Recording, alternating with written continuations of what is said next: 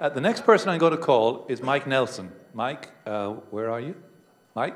Microphone to Mike. Mike is now visiting professor, Internet Studies in Georgetown University's Communications, Culture and Technology program, looking at the future of the Internet and what shapes the global information society.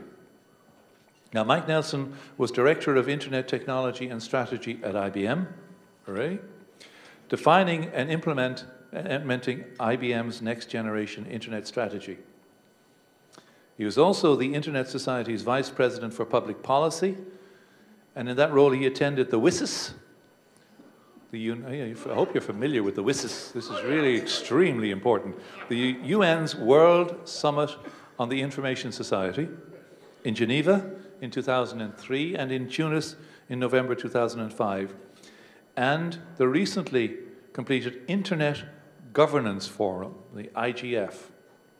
I'll talk more about this stuff later on when Mike is finished. He worked at the FCC, Yahoo, and in 1997 he worked with Vice President Al Gore in the White House, a man, by the way, whose contribution to the supercomputing program and the networking is very largely misunderstood and should be celebrated. Mike? Thank you. Yes. I'm really delighted to be here and have a chance to talk a little bit about what I worked on 15 and 20 years ago. Sitting here today, listening to all the reminiscences of everybody else who was on panels, I thought how lucky I am to have come to Washington in January of 1988 and end up working for Senator Gore. I was the token technologist on the Science, Technology, and Space Subcommittee. This was the committee that decided how to spend $25 billion, and I was the token technologist. It was my role, when there was a meeting of 8 or 10 congressional staffers, to put my hand up and say, that's a really good idea, but it violates the third law of thermodynamics.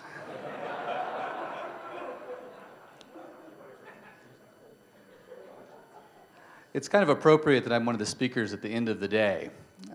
I give a talk on the progress of technology, and we all know that hardware is always out front, and then we try to get software to use the hardware, then we try to train people to use the technology, then we try to restructure our organizations so people can actually make full use of the technology, and then finally policy and politics catch up with the technology. Since I worked in the policy area, it's appropriate that I'm one of the last speakers today. My job on Capitol Hill and at the White House was mostly prophylactic. My most important accomplishments were the stupid things that didn't happen. And I can never put those in my resume. I might be able to share a few of them with my students at Georgetown next term. When I was working for Gore, I had a rather wide portfolio. I did supercomputing and internet, I did earthquakes, I did global warming, I did Antarctica, I did biotechnology, I did university research, I did whatever Vice President or Senator Gore was interested in that week. Of course, that made me a specialist by congressional standards. But it actually helped a lot, because when you spend a whole morning reading projections of the next Los Angeles earthquake or how much global warming was going to change our environment, it was really helpful in the afternoon to read about how the internet was going to save everything.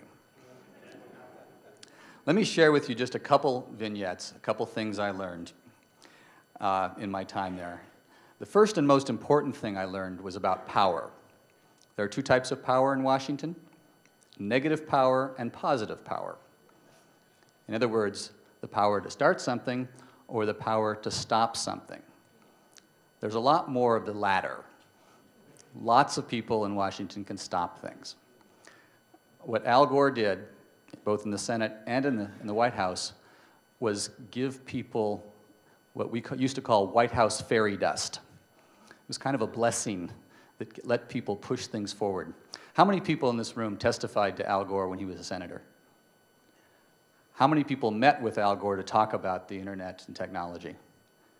And how many of you went back to your agencies or your organizations and started dropping Al Gore's name? Exactly. Our job in the Hill wasn't to necessarily write the checks, but it was to give people political cover. And that was a really important role that we played. Another thing that really matters is getting a balance of power. Early on, when we were started to write the High Performance Computing Act in 1988, which built support for increased funding and also allowed the commercialization of the internet, the copyright community came in and wanted to write in some language that basically would have killed the internet at the start of it, because they understood what infinite bandwidth might do to copyrighted material. Luckily, we mobilized the librarians. They provided the balance of power. Another thing I learned was that publicity helps, but don't get too much of it. A number of people in this room came to me when I was in the Hill and said, "Don't tell anybody what we're doing."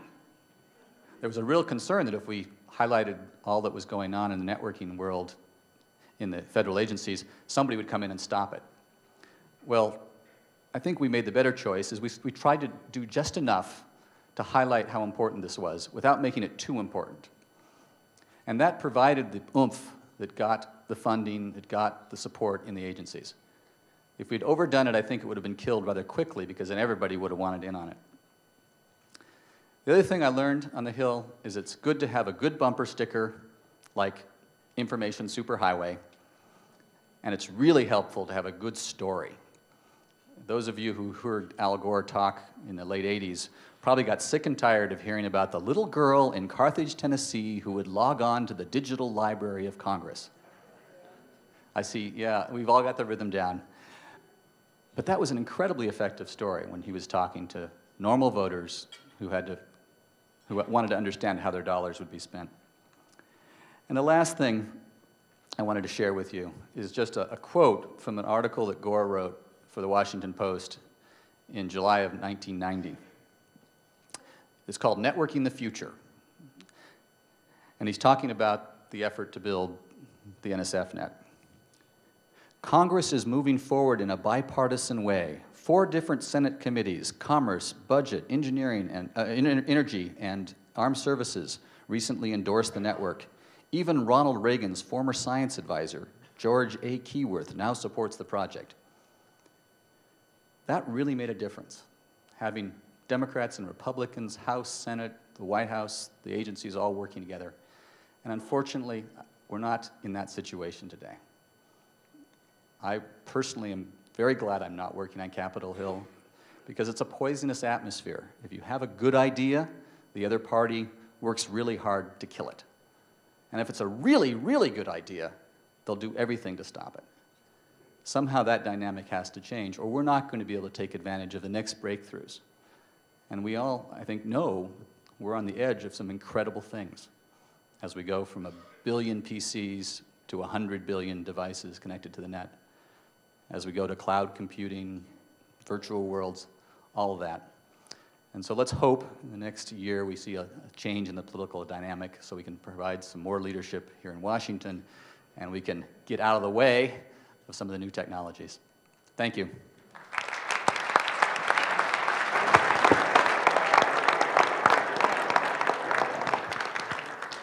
Thank you.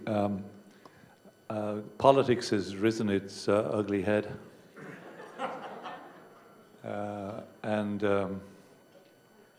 I perhaps should tell you that in the 22 years that has passed since I was in the National Science Foundation, there have been quite a number of political changes. As you probably know, we're a republic in Ireland. We have a democratic system. We elect our president and so on. I understand that's when I was here in the United States, that was the way it used to be. But I understand you've gone to an inherited system now. And that sort of surprises us. We have a very sophisticated voting system called the single proportional representation by the single transferable vote, where every vote always counts. And it's a list system. You vote 1, 2, 3, 4, 5, 6, 7, 8, 9. The advantage of that system is you can always say to a politician, I gave you my vote. The difference here in the United States is the people that I know who are a certain stratum of society, when I ask them about politics, they say, well, don't blame me, I never voted for him. I believe it. Whether Republican or Democrat, the people I know in the United States deny ever voting. So in the US, nobody votes for their president, and in Ireland, everybody does? Much more sophisticated system we have in Ireland. Now, I don't know, are you still hungry? Because there are seconds. And do you want me to stop this, these anecdotes and give you a chance to get up and get seconds? Or will we continue, and those of you who don't care will go up and get seconds anyway? It's up to you. Well, in the absence of any advice from the community, I'll continue. It's your chance. Mort Rahimi. Where's Mort? The microphone over here to Mort, if you would. Mort was appointed Northwestern University Vice President and Professor of Electrical Engineering and Computer Science in 1992. Prior to that, he was Information Technology Vice President at Wayne State University. And from 1985 to 1992, while at Wayne State, he served as Vice Chair and then Chair of the Marriott Network Board of Directors, and therefore a key personality and individual in the NSFNET development.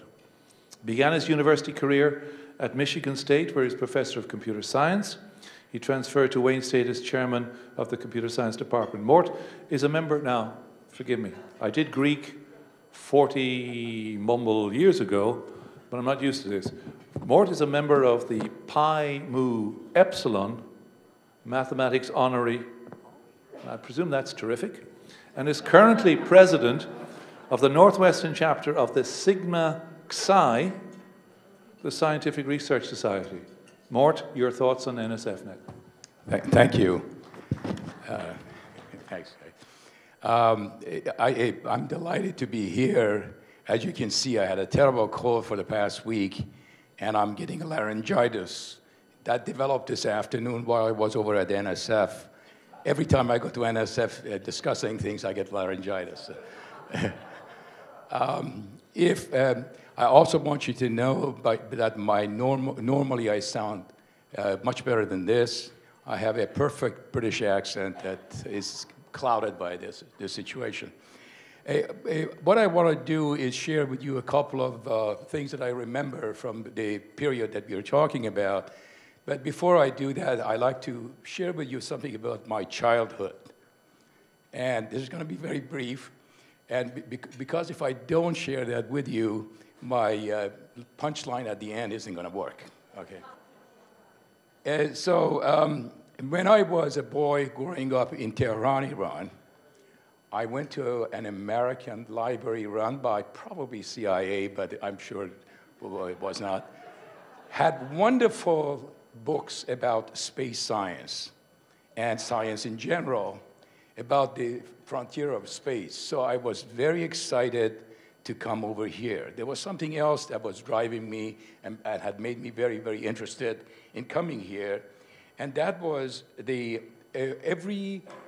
me and my buddies at the school would leave school, go 9 blocks, and to look at American movies, mostly science fiction. And what we did in that period of time is looking at these science fiction. There was one character that I want to ask if any of you know who Dr. Zarkov. How many of you know who Dr. Zarkov is? Not that many people. I'm that old. Who is Dr. Zarkov?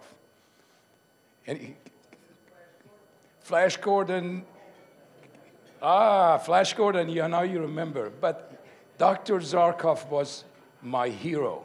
And I wanted, all other kids wanted to be Flash Gordon. I wanted to be Dr. Zarkov. And I wanted to go to the country of Dr. Zarkov, of course.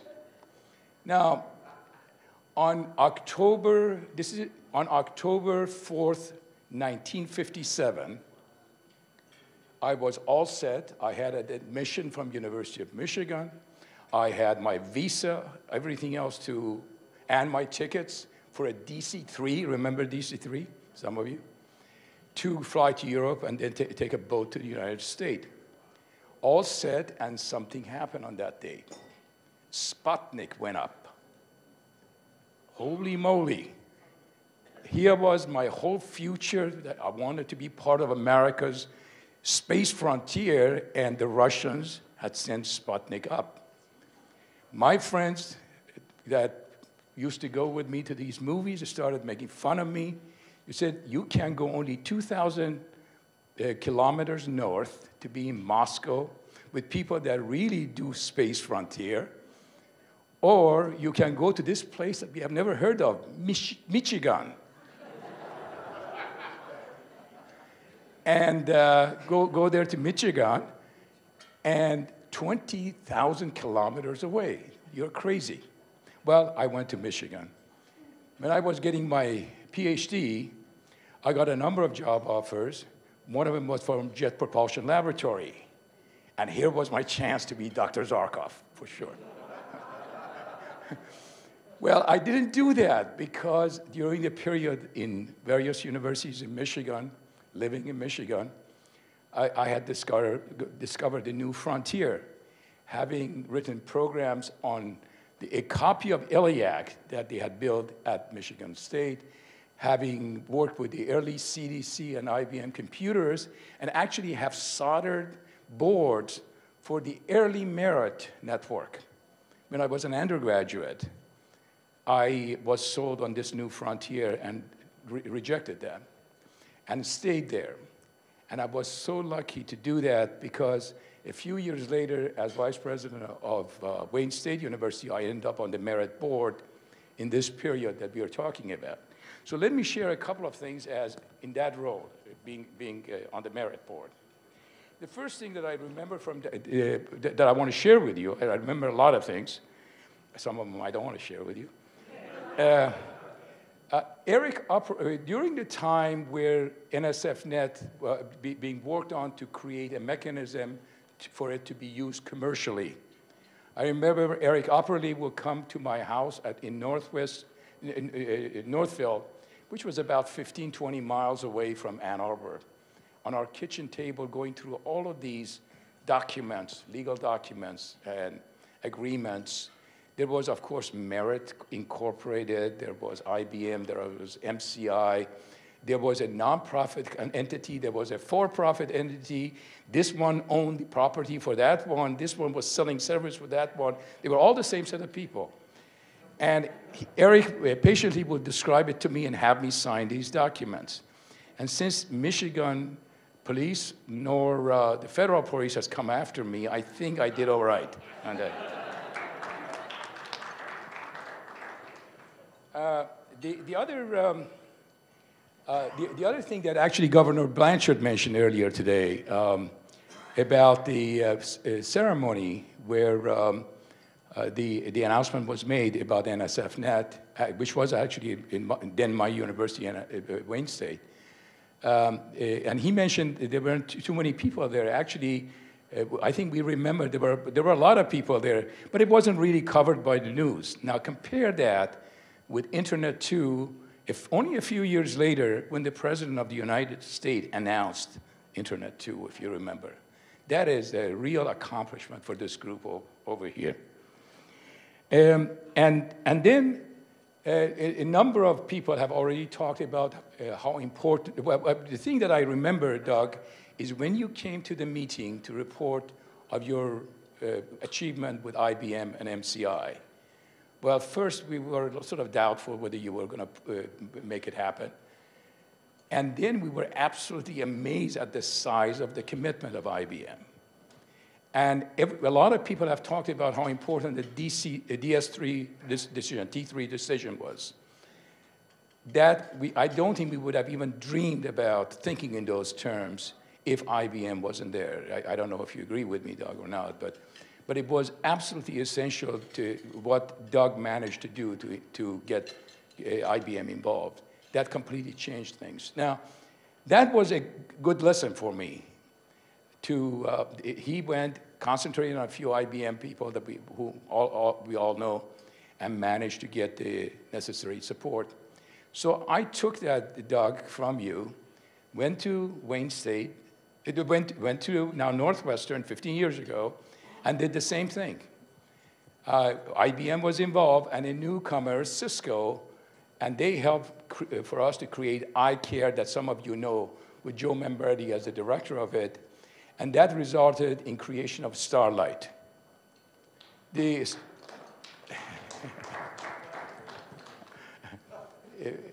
that for Joe? Oh, yes, thank you very much. So creation of Starlight with the support of NSF, that facility now has over 30 different foreign or international networks that are coming to that place. There are, I don't know how many 10 gig connections. So beginning with the T1 and the T3, now we are talking about a minimum of 10 gig in these kind of facilities. So back to my Sputnik situation, right? So here is this facility in our campus with all the international connection.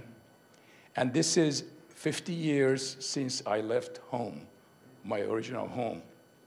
And guess what happened? Just prior to October 4 of this year, the Russian space people called Joe and other people that run that facility, and they asked to have, to help them with celebration of Sputnik, the 50th anniversary of Sputnik.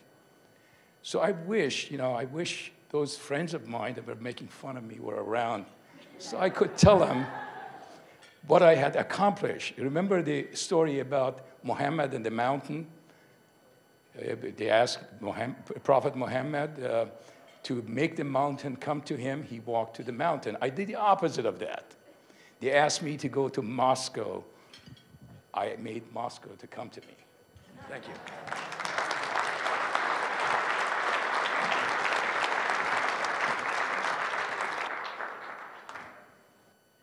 Thank you very much indeed. Priscilla Houston. Priscilla, microphone. Priscilla has been involved in academic networking since 1964, primarily at Yale and Rice University. Nationally, she served as a board member in SIGOX and was vice president from 1987 to 1989.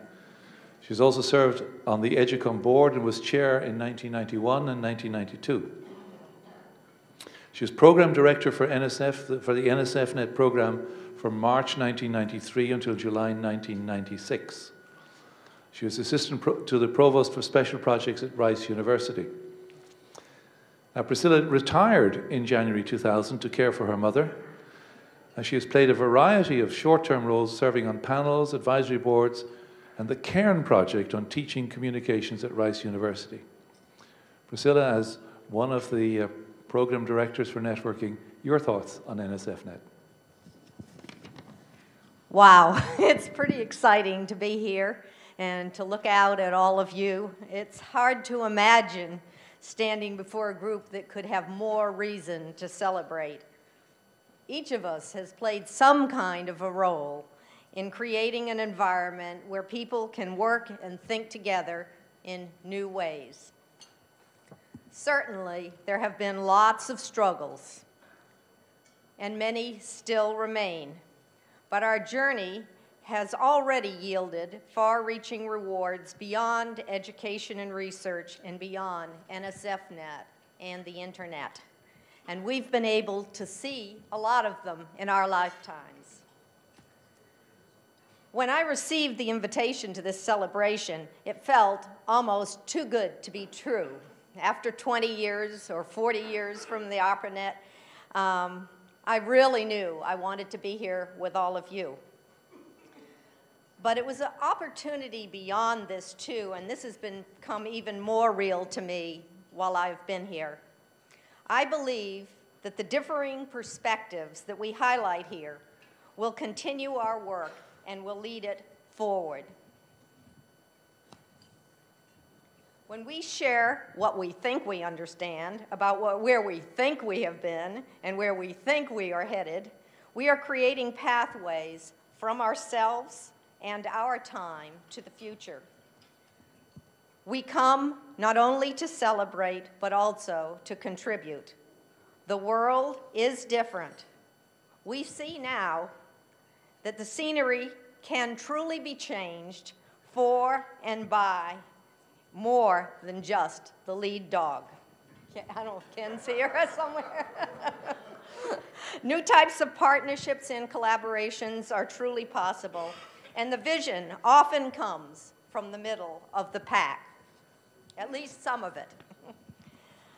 Among other things, this new world encourages research and infrastructure to be symbiotic, teaching to flourish in conjunction with research and other activities, and people to pursue problems together across barriers that once were impenetrable, or at least seemed that way.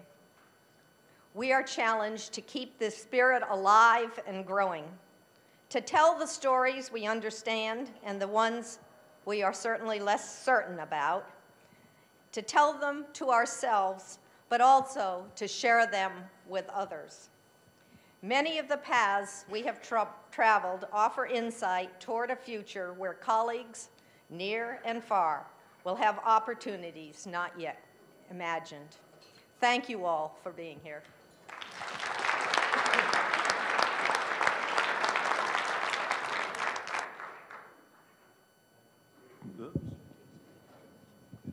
Thank you, Priscilla. Our last contributor is Mike Roberts. Mike? Microphone to Mike. Now, Mike Roberts came to Washington from Stanford in 1986. As a young man, having spent 20 years in Stanford, as Educom's first vice president for networking. He was director of Educom's Networking and Telecommunications Task Force, the NTTF, that supported U.S. college and university CIOs' networking activities and contributed to the High Performance Computing Act of 1991. In 1996, he was the first director of the Internet 2 project, and in 1998, he became the first president and chief executive officer of the Internet Corporation for Assigned Names and Numbers, ICANN. Now, like many other of us here this evening, he's almost retired, but he finds time to promote a broadband America as consultant to EDUCAUSE's Network Policy Council. Mike, your thoughts? Thank you, Dennis. Appreciate that introduction.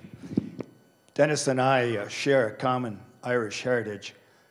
His forebears decided to stick around. Mine left after the famine and shoveled coal in Chicago for a while.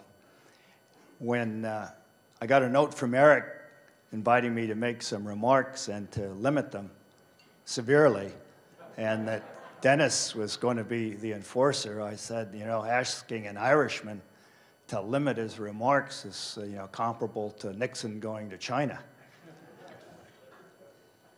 I was thinking about that flying, and Gary Wills wrote a remarkable book about the Gettysburg Address a few years ago. I'm probably not the only person in the room who remembers there's 246 words in the Gettysburg Address, and that it took less than 4 minutes to deliver. And in fact, Will says in his book that the audience was really upset because the speaker immediately before Lincoln had spoken for an hour and a half, and this is what you were expected to do.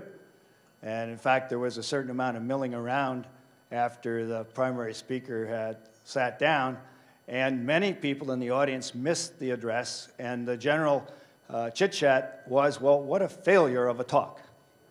And it was really not until the text of it was widely distributed and viewed by people outside of those who had heard it that it was recognized for the magnificent contribution it was.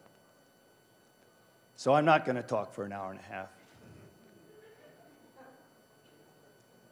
Joe Ellis, who's written about the the founding of American Republic, several bestseller books about it, is published one recently on the Constitutional Convention of 1787. And he makes a very persuasive case about the remarkableness of the events of that summer and the fact that the organization of America under the Articles of Confederation was dissolving. And there was a real threat that the loyalists who were still out there in the weeds might pull America back into some sort of colonial relationship with the UK. And he analyzes the fact that this brilliant group of aggressive, talented, enlightened, dedicated men, and it was men in those days, came to Philadelphia, and they spent the summer putting together, battling, compromising, arguing late into the night, and fashioned our Constitution. And they had no idea that, in fact, they were producing a document that was going to last essentially unchanged for over 200 years and become the only contribution of its time to democracy that has survived in the fashion that it has. So I was thinking that here we are tonight, 20 years after the NSFNET formation and success, and there was sort of a magic moment quality about those years. We didn't recognize it at all at the time. There was a magic moment about that summer of 1787 that we certainly see today and value highly. So the question is, well, what was that all about and how did it happen? And is there a way to resurrect that kind of spirit as we face the challenges of tomorrow? I don't think that many people today, certainly since there's generations of college kids and so forth, have all grown up and Washington changes with every election. But things were really gloomy. You know, we'd been through the OPEC formation and the gas lines in the 70s. We'd lost a war. We'd mistreated the veterans of that war. We'd been humiliated by the Iranians. The president had to cede economic policy to Paul Volcker because mortgages were up to 12 and 13%. The Japanese were announcing their 5th generation. There was a real gloom over the body politic, certainly here inside the Beltway, in those years. And yet, in the face of that, and of course we Californians had donated a president whose chief claim to fame was that he was a good cowboy actor. And the intelligentsia in Washington, which tends to be democratic, their gloom was accentuated by this because they were absolutely convinced he was totally wrong in deciding to take on the Soviets and pile up a mountain of debt. Well, like many other things, it turned out that the intelligentsia was wrong about that. We look back on it. He basically called a giant bluff, and the Soviets caved, and we've benefited enormously from that confrontation and the successful result of it. So what happened to create this coalition that was successful in taking this obscure research endeavor based on something called connectionless networks that nobody believed in? Nobody, that is, who had any credibility in science circles or in the broader science body politic. One of the sports metaphors we all use here in the States is that the best defense is frequently a good offense. And one of the major ingredients of that coalition of the 85 to 90 timeframe was that the people who came together were motivated both by a carrot and a stick approach. I was recruited to come to Washington by, although we call them CIOs today, what they were in those days was a dying breed of academic computer center directors. It was pretty obvious by the early 80s that mainframes were not the wave of the future, and that something having to do with small computers, maybe even these funny little PCs that Apple and IBM had, were going to be important. But there was certainly no verdict about that. On the other hand, computing was getting to be more and more important. Baxes were everywhere on campuses. Computing centers looked like they were in terminal decline. And so the CIOs recruited me to go to Washington and see if there wasn't something to this network that, among other things, and mostly unstated, might improve their careers. The computer scientists were equally worried. They have had a feeling of long standing that they're neglected as scientists. I remember that when George Forsythe talked the dean and the provost at Stanford into letting there be a computer science department in 1965, there was a lot of loose chit-chat in the faculty club about, well, who do these people think they were, and how did writing computer instructions amount to science? And in general, the computer science people had trouble getting a fair shake at money in Washington. So their leadership, Larry and Dave and others, Rick Adron, felt it was time to get something out of the system for them and for their dreams and for their potential contribution. And of course, CSNet had been a proof, as Peter and others have referred to, a proof of practice about this. And so they had something to stand on. The foundations from an inside the Beltway point of view were pretty flimsy, but they were here to prove something. So we had the CIOs were here to prove something. The computer scientists were here to prove something. The competitiveness people were worried. And certainly, although Seymour Cray was up in the woods in Wisconsin doing marvelous things, including constructing a machine that required you to be extremely friendly with the person next to you doing the backplane in a circular machine, nobody was quite sure exactly how competitive that were, because the Japanese had already cloned 360 mainframe, and of course there was a real fear that they were on a roll that could undermine our whole computer industry. So they were on the edge, from my point of view, the vantage point of those years, on the edge of desperation about things, and so they wanted to get into this as well. So when I came to Washington in the fall of 1986, and I had the good fortune shortly thereafter to have Ken King take over the reins of EDUCOM, and decided that the whole enterprise ought to move to Washington. One of the things to do was to find out, well, how do we put something together and make something happen in Washington? Washington is full of great ideas. I used to tell people that, there's a great idea every foot of the way in the gutters in Washington. The difference between a great idea and a program is selling the program. And in order to sell a program, you have to have allies and you have to have a coalition. So one of the things that hasn't been spoken about today that I'd just like to mention that was an important ingredient, and Mike has somewhat referred to it, was the fact that the Science Committee in the House, led by very enlightened fashion by George Brown, whose district was in San Bernardino, and again, an improbable place to send to the American Congress a person of leadership in science. And Grace Ostenso and Jim Wilson, his science staffers, they were very receptive to the notion that something really needed to be done about this. The Lax report, of course, had contributed, again, another thing that had contributed to the gloom.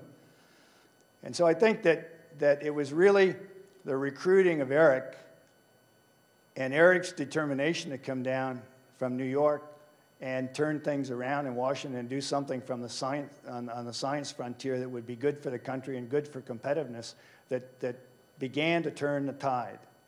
And we discovered that we had fellows in arms.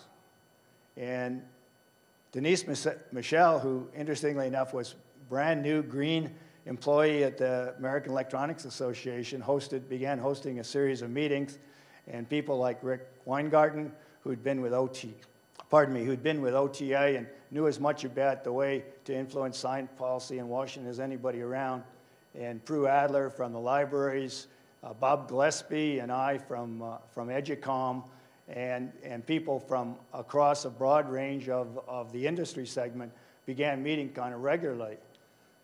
it was pretty clear that with the Reagan administration conservativeness, it was going to take a very special bit of case making to get anywhere. Some of you may remember the name of Dick Darman. He's famous today for having been the guy who said, if it looks like a duck and walks like a duck and quacks like a duck, it is a duck.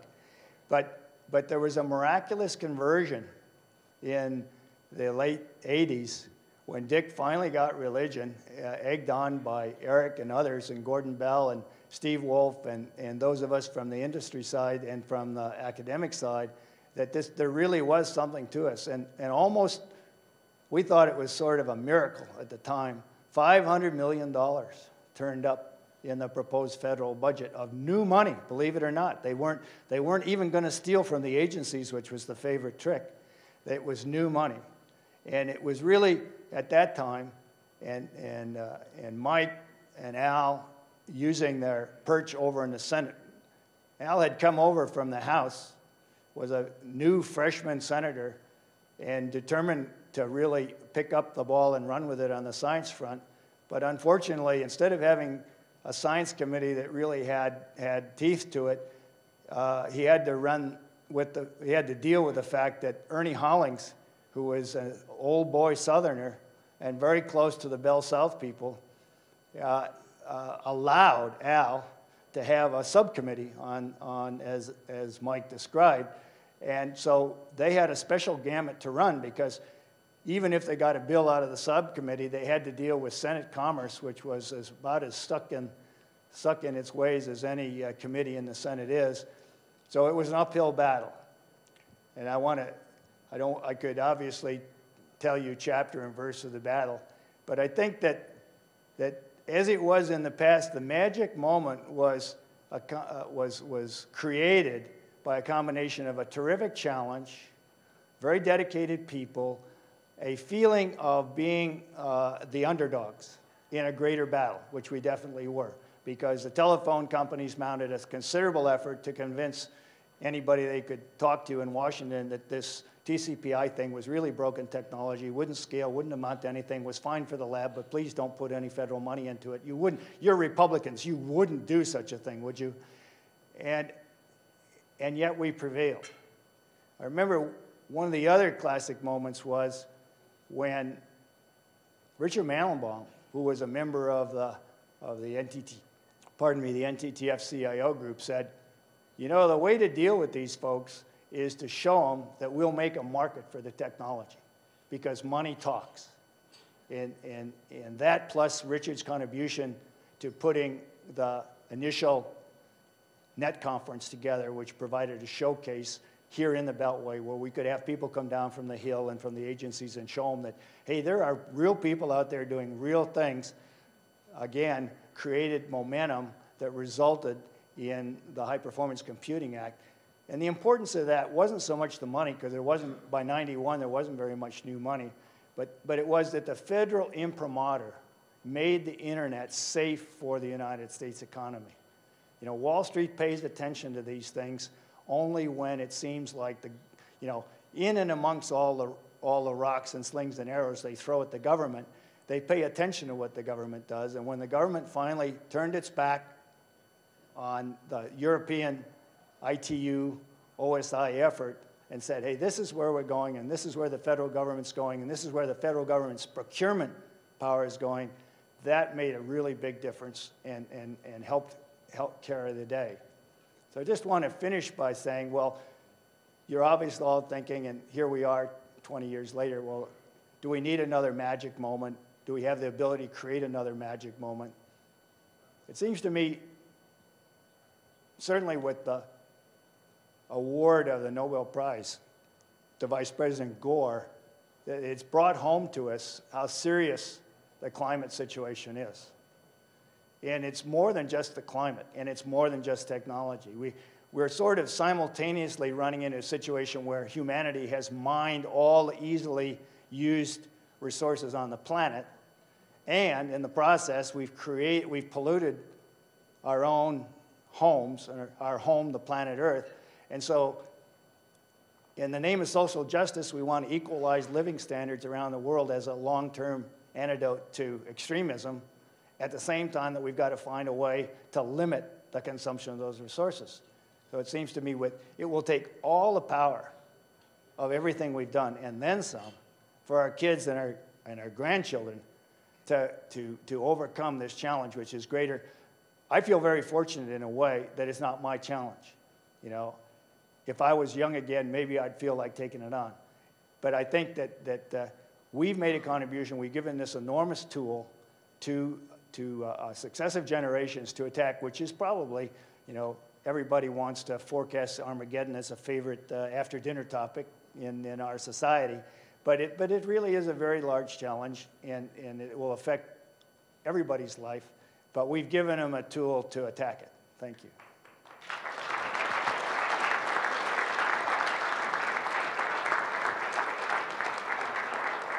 Mike, thank you very much indeed for those thoughts. I hope that the contributions we've received will inspire you all when you adjourn to the bar.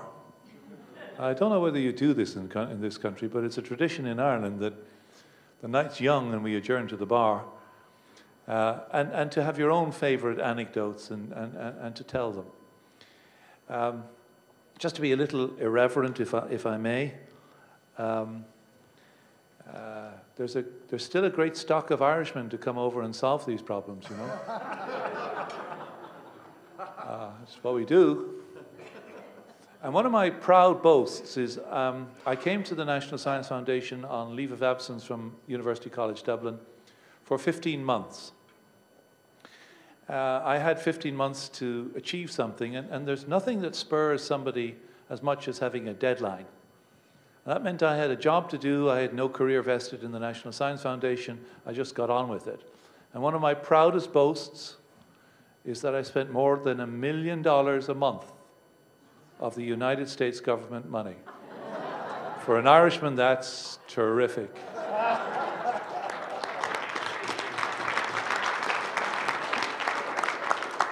But to be sober, after I left, I was talking to Steve Wolf earlier, the OTA, what's the OTA stand for? The Office of Technology Assessment, now defunct, I believe, reviewed the early days of the internet and decided that what had gone on was highly irregular. So they referred the whole matter to the Inspector General of the National Science Foundation. I didn't know there was such a person, the IG. You can hear people's tone. The IG, oh my God, the IG. And the IG said, irregular, but not illegal, as far as we can establish. Ladies and gentlemen, enjoy the evening. Thank you very much indeed. Good night.